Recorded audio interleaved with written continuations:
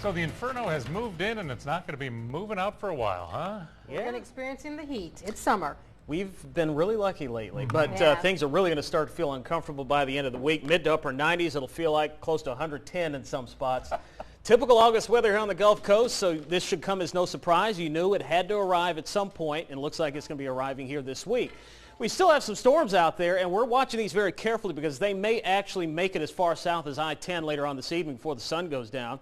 Here's what we're looking at now. You see those scattered storms developing through northern portions of Baldwin County, including Clark County. Also, the heavier storms now moving through Conecuh County just across 65 as they move over towards the east here, and also some other storms trying to back build in mainly along the north of Highway 84 in Monroe County. Clark County, west of Grove Hill, is a pretty nasty one there. Looks like the lightning is continuing with that one. Around Millry, some lightning strikes. Also extreme northern Greene County, some storms there just west of Old Avery. So we're going to be watching for development a little bit farther south this evening, although once the sun goes down, we should see most of these storms start falling apart. Currently 88 in Mobile, 86 Pensacola, but it feels like 98. It feels like 101 right now in Crestview, and that's really what we're going to be dealing with here for the next few days. Hotter temperatures, higher heat index, higher humidity, making it feel pretty uncomfortable outside.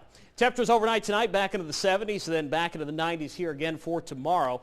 As high pressure in the Gulf of Mexico and over towards the western Atlantic is going to start expanding, and what it will do is turn the rain chances down. So we're only going to go at about a 20 to 30% chance tomorrow, 20% probability on Thursday, and you'll see that here with a pinpoint predictor. Not as much green on the map, so only a chance for some scattered storms during the afternoon. And then on Thursday, an even lower chance as that high-pressure dome starts to build in across the area. Watch what happens here on Pinpoint Predictor Wednesday, Thursday, Friday. Notice how this big hump develops here. And this is a pattern typical of a very hot weather pattern during the summertime. So whenever we see this, we definitely think as meteorologists, boy, it's going to be hot, and that's what we're expecting. It's very difficult for this pattern to break down. So we're looking at even through the weekend and next week, all this heat humidity building across the area. We are watching a couple of tropical waves. This is a new Invest now. This is Invest 96, and the computer models are just starting to get run on this thing. That's why you don't see as many lines here, but you get the idea. The track's going to be generally in this general direction here for the next few days, and we'll be watching it carefully. The environment will become a little more favorable for development here over the next few days. Not so much now, but a little bit later, we're going to be watching it carefully. Here's a look at your 7-day forecast. Chance for storms tomorrow, 20%.